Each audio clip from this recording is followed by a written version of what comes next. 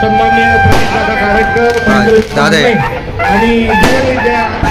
मिशनचे सर्व पदाधिकारी या ठिकाणी उपस्थित आहेत।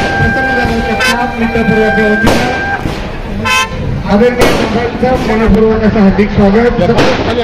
सन्माननीय किशोर व्यासपीठावरती यांचे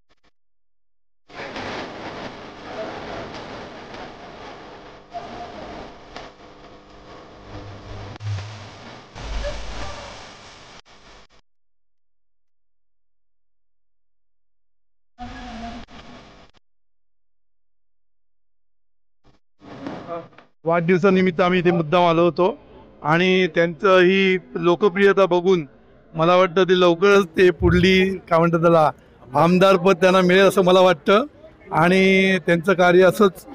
लोकांसाठी असं त्यांचं कार्य चालू राहू दे आणि त्यांना खूप यश मिळू दे असं मी शुभेच्छा व्यक्त